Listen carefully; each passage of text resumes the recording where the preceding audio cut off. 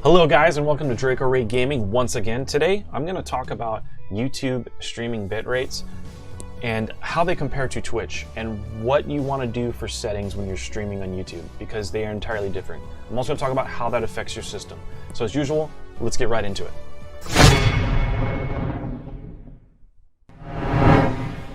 Alrighty then.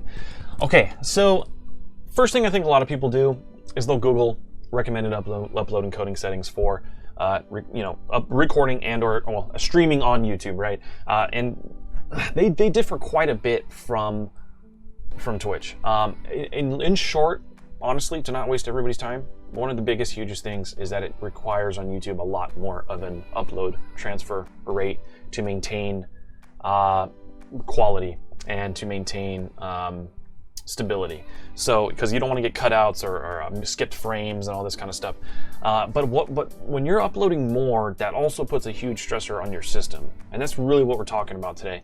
And some of the bitrate recommended settings for streaming on YouTube, you're like, so for 720p, I need to do 5 megabits per second to 7.5 for 30 to 60 frames.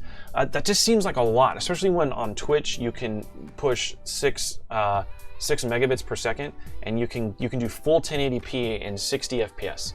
So there's a huge difference on the upstream servers or bandwidth, whatever YouTube is doing versus Twitch is doing. There's a massive difference. And if you're going to be streaming on YouTube, which I've recently just skipped over to, you're going to want to be pushing more information up to have a more stable stream. But that puts a huge stressor on your system, especially for me, like streaming Call of Duty Modern Warfare right now. I'm playing a lot of Warzone. Warzone's a huge stressor on the system. And also when your system has to encode all this, that can be another stressor on your system. Now, it depends on the encoder and settings you're using as well inside of Streamlabs or OBS. OBS Studio, Streamlabs, OBS, doesn't matter. I want to show you some of my settings that I'm going to be using to do some testing on YouTube, and I've had good success with it. I do something that, and let me bring them over. I do something a little different when I stream. And what I do, first let's go through my output settings. So I use the NVENC encoder. It's supposed to not affect your graphic settings and your FPS, because the NVENC encoder, if you have an NVIDIA card, has its own separate hardware on the card that should not affect your gameplay performance at all. It shouldn't, but there's certain games I've seen where I have seen it take a hit, and it shouldn't, but I don't know what it is. But the NVENC new, supposedly, and there's a regular NVENC old, and maybe that was the issue. The NVENC new, I haven't really seen that issue, and especially on the RTX cards, and it's supposed to be a completely separate encoder. And now that's a big, huge difference when you're streaming to YouTube versus the X264 encoder. The 264 encoder uses CPU power. The NVENC encoder has its own separate hardware on your NVIDIA graphics card. So I chose to go NVENC new. CBR rate control, I did a 5000 bit rate I'm going to be testing with, because I'm going to be doing 720p 30 frames. And we're going to see how that goes, because I'm doing a max B frames too. The 30 FPS is not like 30 FPS when you're gaming. The 30 FPS when you're doing video actually looks really smooth. I mean, even for FPS, especially if you have a clear stream. So I'm going to go 5 to 6000 bit rate on the upload. Key frame interval 0, profile high, GPU, my main GPU, which is 0, and then max B frames 2. Now this is the big kind of secret I use. I do a 1080p base canvas, but I do a 720p output, and I sharpen scale it, do the Lansco sharpen scaling 32 samples and keep it at 30 frames. This right here is like great setup to have a super clear, crisp, smooth stream and not put a huge amount of stress on your system, especially if you're going to be having to push a lot more of a bit rate on your system, or push the encoding on your system. This, in conjunction with using the NVENC new separate encoder, will also help with your system not being completely stressed out while encoding and uploading all this information on your internet bandwidth connection as well. And that's another thing we should talk about. It depends on your internet bandwidth. I mean, are you capable of pushing 1080p, 720p, 30, 60 frames or not? And another interesting thing I saw is that they have SDR upload speeds and HDR upload speeds, which I'm not sure how the technology works on YouTube, but they have some high definition upload rates versus some standard definition. So I don't know, SDR stands for standard definition. So I don't know what standard definition, high definition 720p means, or SDR 720 versus HDR 720. So it must be some sort of improvement in bitrate quality. So I think Twitch really has the science down on their servers and how the streaming is hitting them, because you can do like 3,000 kilobits and do 720p HD and just have it set up like I have it, and it'll look amazing.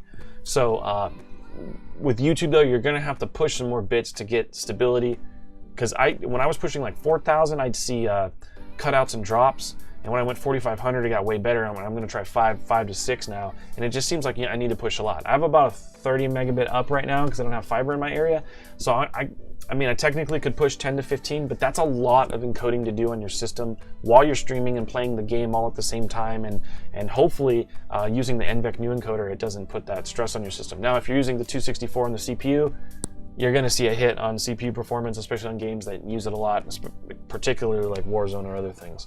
So that's what I wanted to share with you guys as the 2 biggest secrets here on YouTube streaming and bitrate settings, some SLOBS settings, and some OBS settings. Is that you're gonna up that bitrate, and you're gonna want to try to make the best quality you can using some tricks like that. If you have it and you have the rig for it, try to push it. But as a single PC streamer gamer, I wouldn't recommend, honestly, pushing a huge high quality frame rate out there and high definition stream.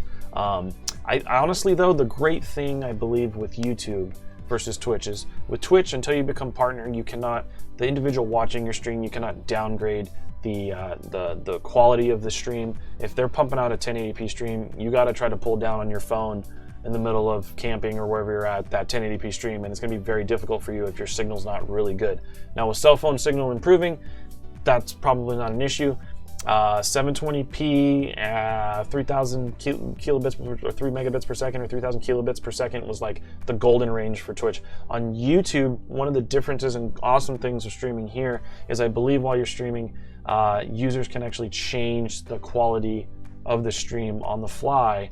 So if you're pumping out a 1080p stream, they may be able to downgrade it to 720 or 480 for easier viewing. I know one of my friends always asks me, can you stream on Twitch a little less range, or am I able to put it in 480 or 720 right now because I have really bad like service where I'm at? You know, and a lot of people are on their phones watching streamers. So with YouTube, I think it's a little bit more friendly with them being able to be, even though you're pumping out a 1080p stream and your system can handle it, they can go ahead and downgrade that to 720 or 480 if they need to, so they still be able to contribute on your stream, and your viewer rate can go up as well, and overall better stream performance and service for everybody. So anyways, so I've talked enough. I've shared what I wanted to share about this. I'll be doing some more YouTube streaming, doing some testing. So if you watch this, I appreciate it. Please remember to like, comment, and subscribe. It'll help me motivate me to keep doing these videos, motivate me. And as always, I'll try to get to those comments below. I love responding and talking to you all. And I will catch you guys next time.